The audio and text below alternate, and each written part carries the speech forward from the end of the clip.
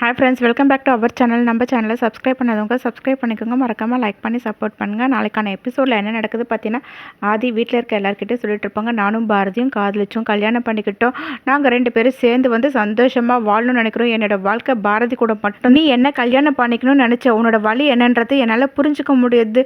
நான் சந்தோஷமாக வந்துட்டு என்னோட வாழ்க்கையை வாழ்ந்துட்டுருக்கேன். அதே மாதிரி நீயும் கல்யாணம் பண்ணிவிட்டு சந்தோஷமான உன்னோட வாழ்க்கையை இதெல்லாம் விட்டுட்டு நீ தொடர்ந்து பாரதியை டிஸ்டர்ப் பண்ணிட்டுருக்குன்னு எனக்கு நல்லாவே தெரியும் அப்படின்னு அதை கேட்டு ஸ்வேதா வந்துட்டு, மாமா நீங்களா கற்பனை பண்ணிட்டு பேசிட்டு இருக்காங்க, அது மாதிரி எதுவுமே இல்லை அப்படின்வாங்க. பாதி வந்துட்டு, ஸ்வேதா நீ பிறந்ததுலேருந்து நான் பார்த்துட்டே இருக்கேன், உன்னோட பிடிவாதம் என்னன்றது எனக்கு நல்லாவே தெரியும்.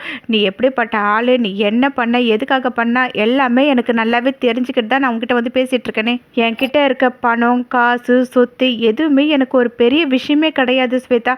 இது எல்லாத்த விட எனக்கு விலை மதிக்க முடியாத 2 பொக்கிஷம் இருக்காங்க. பாரதிக்கோ தமிழுக்கோ ஏதாவது ஒரு கஷ்டம் வந்ததுன்னு வச்சுக்கேன், அதெல்லாம் பார்த்துட்டு நான் சும்மாவே இருக்க மாட்டேன்.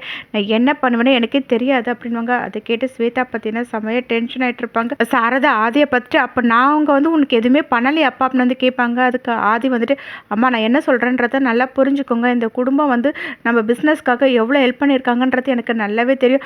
அது எல்லாத்துக்குமே மேலே நான் உயிரோடு இருப்பேனா இல்லைன்றது தெரியாத காலத்துலேயே எல்லாருமே ஒரே குடும்பமாக இருந்து என் பக்கத்தில் இருந்து என்னை காப்பாற்றி கொண்டு வந்திருக்கீங்க. அது மட்டும் இல்லை, போக இருந்த என்னோட உயிரை நீங்கள் எல்லாருமே தான் காப்பாற்றிருக்கீங்க. இது எதையுமே நான் மறக்கல. அதை மறந்தால் நான் மனுஷனே கிடையாது. இப்போ நான் சொல்ல வந்ததே வேற. ஏன் உங்கள் எல்லாரையுமே விட நான் உயிரோடு இருப்பேனான்னு தெரியாத காலத்தில் கூட ஸ்வேதா என்ன கல்யாணம் பண்ணிக்கிறதுக்கு ரெடியாக இருந்தா, இது எல்லாத்தையும் நினச்சி தான் இப்போ நடக்கிற விஷயம் எல்லாத்துக்குமே நான் பொறுத்து போயிட்டுருக்கேன், அமைதியாக இருக்கேனே. அதுக்கு காரணமே இது மட்டும்தான். ஆனால் அதுக்காக நான் எல்லா நேரமும் இதே மாதிரியே இருப்பேன்னு வந்து யாராலையும் சொல்ல முடியாது. ஏன்னா எல்லாத்துக்குமே ஒரு லிமிட் இருக்குது. அதுக்காக அதனால் பார்த்து நடந்துக்கோ ஸ்வேதா, அது உனக்கு நல்லது. போதும், இதோட நீ எல்லாத்தையுமே நிறுத்திக்கோ. நடந்த விஷயம் என்னன்னு தெரிஞ்சு இது வரைக்கும் நான் யாருக்கிட்டையுமே உன்னை விட்டு கொடுக்கல, போலீஸ்கிட்ட கூட சொல்லவே இல்லை. எங்கள் 2 பேருக்கு நடுவில் நீ வராத, அதுதான் உனக்கு நல்லது, பார்த்து இருந்துக்கோ அப்படின்னு கோமா பேசிட்டு அங்கேருந்து போவார். அப்போ ஸ்வேதா பார்த்தீங்கன்னா ஆதிக்கிட்ட, இங்கே பாருங்க மாமா, நான் உங்களுக்காக நிறைய பண்ணிடுறது மட்டும் இல்லாமல் நான் உங்களுக்காக என்ன வேணும்னாலும் பண்ணுவேன். நான் உங்ககிட்ட இருக்க பணத்துக்காக தான் எதுவும் பண்ணுறேன்னு நீங்கள் தப்பாக நினச்சிக்காதீங்க. உங்களுக்காக நான் ஒரு விஷயம் பண்ணியிருக்கேன் அப்படின்வாங்க. அதை கேட்ட ஆதி வந்துட்டு, அது எதுவாக இருந்தாலும் தெளிவாக சொல்லு ஸ்வேதா அப்படின்வாங்க. அப்போ ஸ்வேதா பார்த்தீங்கன்னா ஆதியோட இதயத்தில் கை வச்சுட்டு, உங்களுக்கு இந்த விஷயம் கூடிய சீக்கிரமே தெரிய வரும். எப்போ தெரியணுமோ அப்போ நானே உங்ககிட்ட வந்து இந்த உண்மையை சொல்லுவேன் அப்படின்னு வந்து சொல்லுவாங்க. அது கேட்ட ஆதி ஒன்றும் புரியாமல் பார்த்துட்டு இருக்கும்போது, நீங்களே நல்லா யோசிங்க, உங்களுக்கே தெரியும்னு பேசிட்டு அங்கேருந்து போயிடுவாங்க. நெக்ஸ்ட் சீனில் பார்த்தீங்கன்னா பாரதி பெட்லாம் வந்து அரேஞ்ச் பண்ணிட்டு இருப்பாங்க. அப்போ ஆதி போயிட்டு, தமிழ் தூங்கிட்டா அப்படின்வாங்க. சரி இருக்கட்டும், என்ன இப்போ அப்படின்னு வந்துட்டு பாரதி கேட்பாங்க. அதுக்கு ஆதி வந்துட்டு, என்ன பாரதி பேசிட்டு இருக்கீங்க, தமிழ் தூங்கிட்டான்னு சொல்லிட்டு இருக்கேன், இன்னைக்கு என்ன டேன்றது உங்களுக்கு தெரியுமா அப்படின்வாங்க. இன்னைக்கு என்ன எதுவாக இருந்தாலும் நீங்களே சொல்லுங்க ஆதி அப்படின்னு பாரதி சொல்லும்போது, அதுக்கு ஆதி வந்துட்டு, இன்னைக்கு நம்மளோட ஹனிமூன் பாரதி, வீட்டில் மட்டும் இந்த மாதிரி பிரச்சனை எதுவுமே வராமல் இருந்திருந்தா நம்ம பாட்டு இந்நேரம் கிளம்பி போயிருப்போம், நடக்க வேண்டியதெல்லாம் நடந்திருக்கோம் அப்படின்னு வந்து சொல்லுவாங்க. அதை கேட்ட பாரதி வந்துட்டு, அதுக்கு என்ன இப்போ அப்படின்னு வந்து கேட்பாங்க. என்ன பாரதி இப்படி பேசுகிறீங்க, அப்படி போகலைன்னா கூட என்ன, இன்னைக்கு நமக்கு நடக்க வேண்டியது நடக்கலாம்ல அப்படின்னு வந்து சொல்லி கேட்பாங்க. அதை கேட்ட உடனே பாரதி வந்துட்டு, என்ன அது இப்படி பேசுகிறீங்க, கல்யாணத்துக்கு முன்னாடி என்னை எங்கே கூப்பிட்டு போவேன் அங்கே கூப்பிட்டு போவேன்னு வந்து அப்படி பேசுனீங்க, இப்போ என்னென்னா இப்படி வந்துட்டு சாதாரணமாக பேசிகிட்டு இருக்கீங்க, அதெல்லாம் வந்துட்டு நீங்கள் கூப்பிட்டு போனால் தான் நடக்கும் அப்படின்னு வந்து சொல்லுவாங்க. அதை கேட்டால் ஆதி வந்துட்டு, ஓ அப்படியா, சரி நான் கூப்பிட்டு போயிட்டு நடக்க வேண்டியது அப்போவே நடக்கட்டும் சொல்லிட்டு அவர் போய் படுத்துருவாங்க. அப்போ பாரதி போயிட்டு, என்ன ஆதி கோச்சிக்கிட்டீங்களா அப்படின்னு வந்து கேட்பாங்க. அதான் நீங்கள் சொல்லிட்டீங்களா பாரதி அப்படின்னு சொல்லிட்டு அவரும் கோபமாக பேசுவாங்க. பாரதி வந்துட்டு, சரி போங்க நீங்கள் கோச்சிக்கோங்க, நான் வந்து படுத்துக்கிறேன்னு படுத்துருவாங்க. அப்போ ஆதி பார்த்தீங்கன்னா பாரதி கிட்ட போய் எட்டி பார்த்துட்டு 2 பேரும் பார்த்தீங்கன்னா ஜாலியாக பேசிகிட்டு இருப்பாங்க. நெக்ஸ்ட்டில் பார்த்தீங்கன்னா பாரதி கார்டனில் தனியாக வந்து உட்காந்துட்டு இருப்பாங்க. திடீர்னு பார்த்தீங்கன்னா பின்னாடி யாரோ ஓடி போகிற மாதிரி இருக்கும். பாரதி பயந்து போயிட்டு யார் அங்கே எங்கேன்னு சுற்றி பார்த்துட்டே இருக்கும்போது பின்னாடியே பார்த்தீங்கன்னா ஆதி வந்து பயமுறுத்திடுவாங்க.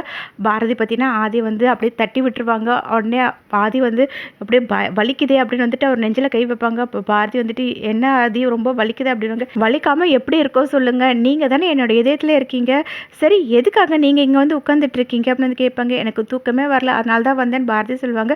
சரிங்க ஆதி, நீங்கள் ஏன் வந்தீங்க இங்கே அப்படின்னு வந்து பாரதி கேட்கும்போது, நானும் தூங்கிட்டு இருந்தேன்னா முழிச்சு பார்த்தேன், நீங்கள் பக்கத்தில் இல்லை, அதான் எங்கே போனீங்கன்னு தேடிட்டு வந்தேன். சரி என்னாச்சு அப்படின்னு வந்து கேட்பாங்க. எனக்கு ரொம்ப மனசே சரியில்லை அப்படின்னு வந்து பாரதி சொல்லுவாங்க.